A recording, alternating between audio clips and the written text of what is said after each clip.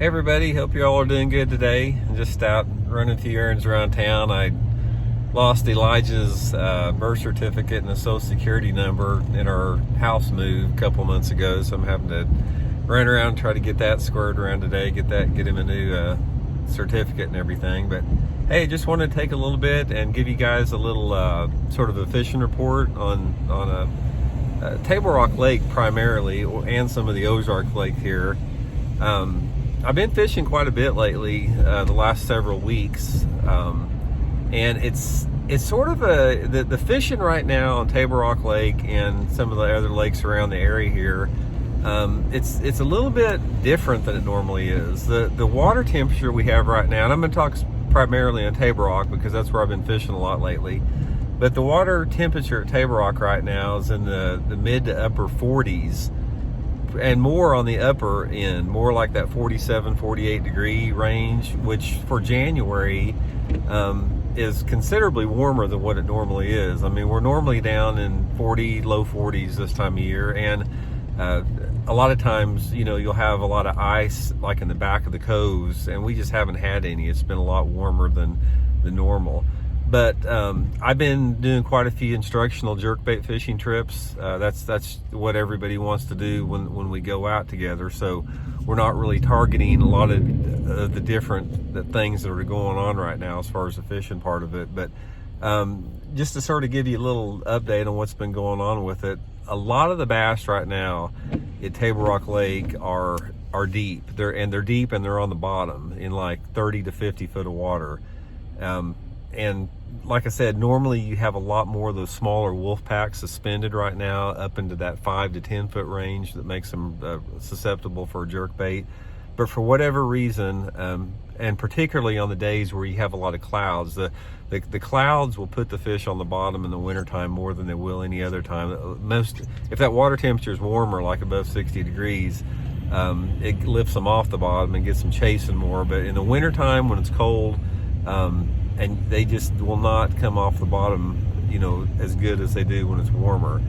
But you basically, at Table Rock right now, you have two different type of fish that you can go catch. You can target those deep fish on the bottom, which there's a lot of those to be caught, or there is a decent jerkbait bite, and there's a little bit of a crankbait bite going on right now. It's particularly with the dirty water we've had come into the lake the last couple of weeks. But as far as the jerkbait bite goes, and that's all I've been focusing in on right now, the key is not necessarily where you're throwing that, but how you're throwing that particular jerkbait, because you can roll up on about any point on Table Rock Lake right now, and there's bass living on it. And the whole key is triggering those fish to bite once you get into that area where those fish are. And that's the big key on wintertime jerkbait fishing, is triggering those fish to bite. And you do that with two different ways. You do that on your cadence, and you do that on your colors. So one of the big keys I found out in the trips and down there is you have to hit on that right combination, and that changes day to day. The color that those fish want and the way they want that bait worked changes based upon the day you have, whether it be sunny, clear, windy, different times of the day. It all changes like that. And basically I can't sit here and tell you, you need to work it like this and you need to use this color, because it's a matter of experimentation until you hit on the right key combinations. But I will say one thing about it.